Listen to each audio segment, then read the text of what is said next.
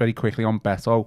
Is there a case for defence for Beto from your point of view? Because I do think his game's improved and it showed against City. Yeah. Is it a case for you or not?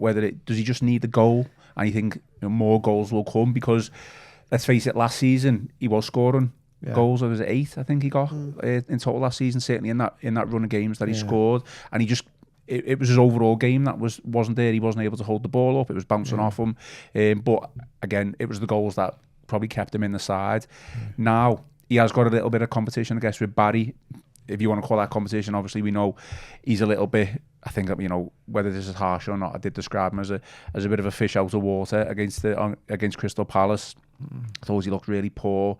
So I think I also said he's probably Everton's main striker, and whether you say you consider that to be Everton's best striker, he's certainly the number one at this moment in time that Moyes is going to pick for, i.e. Beto. So does he just need a goal, just want to come off his shin and go in?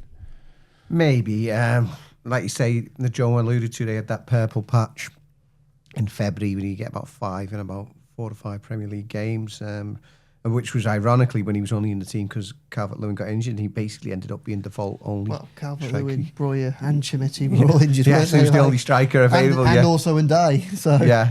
So, yeah.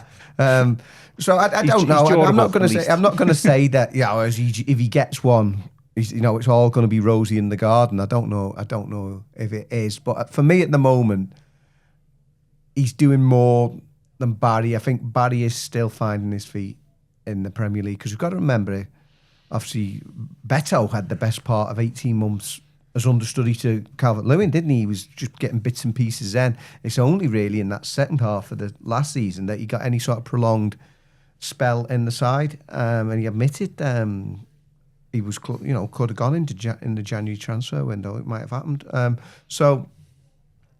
Yeah, at the moment in time, for me, he does look the better of the two. But it's slim pickings, isn't it? At the moment, at least if we again looking at the positives, he was getting into those chances. There's been too often, whether it's been Beto, Calvert-Lewin, or whoever leading the line for Everton, there's been games where you just hardly having a sniff, where you're just ploughing that lone furrow and feeding off scraps. At least he was on the end of a couple of chances on Saturday. So I would probably keep, unless David Moyes sees something sensational in Finch Farm and Tierno Barry suddenly starts tearing it up. For me, it's better hopefully for the next couple of weeks or so and see how he gets on, because he's not taking the chances, but at least he's getting on the end of them and he's showing a little bit more than Tierno Barry, who I think is very much still learning the game in England.